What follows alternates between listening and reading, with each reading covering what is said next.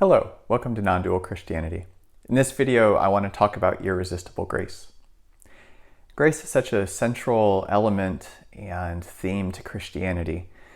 It really is beautiful. And some people may define it as unmerited favor, God dealing with humans on the basis of his goodness and generosity. And I think that that's true. I think, though, that it doesn't quite go far enough.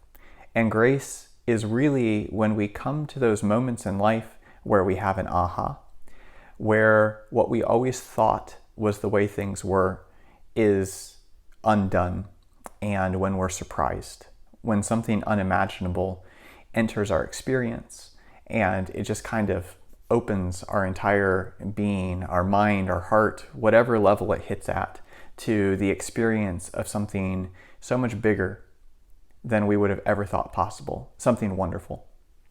I think that this happens all the time, and the interesting part about irresistible grace is that our ego mind very much tries to resist grace.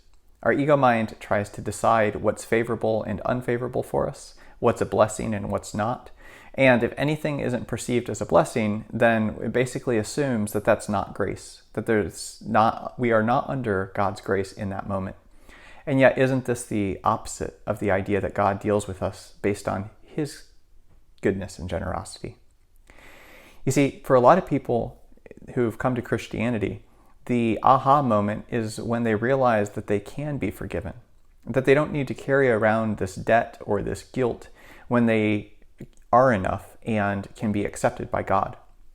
And even though that's operating in this layer of assumed separation in the first place, that is so liberating, right? Think of the song Amazing Grace, where you have this slave dealer who realizes that God could even forgive him, and more than that, probably wants to be with him.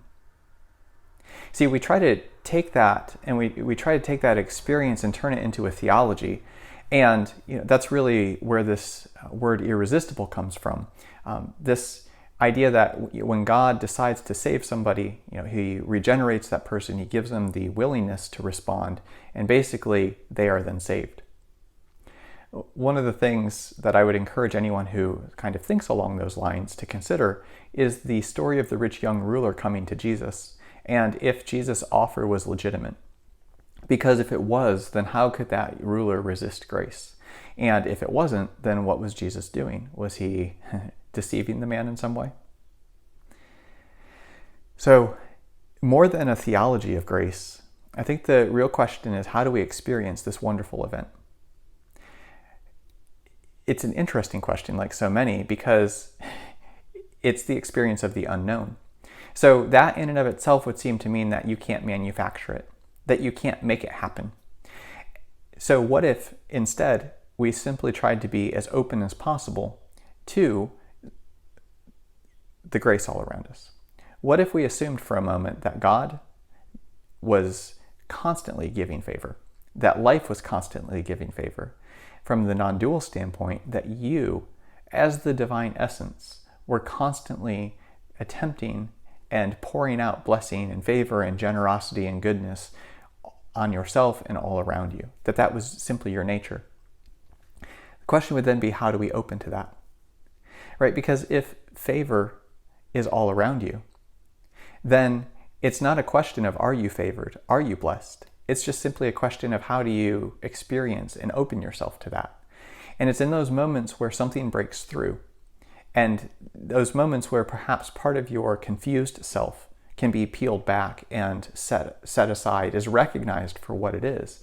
Those moments of something unimaginable are what we would call grace.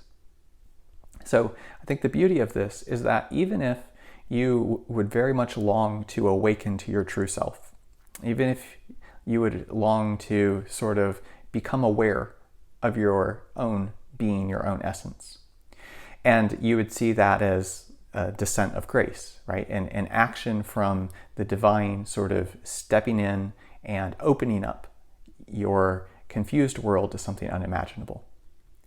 See, even if that hasn't happened yet, you are still under grace. You are still graced even as you are waiting on grace. And each moment of life, perhaps until you have that experience, is still grace at work with you, on you, as you. It's working to open you to your true nature in the moments of beauty. And it's working to open you to your true nature even in the moments of perhaps fierceness or pain or suffering.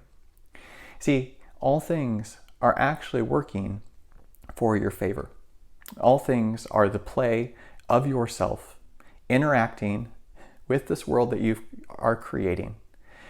Because you as the divine essence don't ever change. So even waking up doesn't mean that you have now become something different. It's just simply letting go of confusion. So even as perhaps you are operating and playing from that confused stance, you are still no less under grace. And I hope that perhaps that can be an encouragement and a different way to experience life for you and for me. This idea that we are graced even while we are waiting on grace.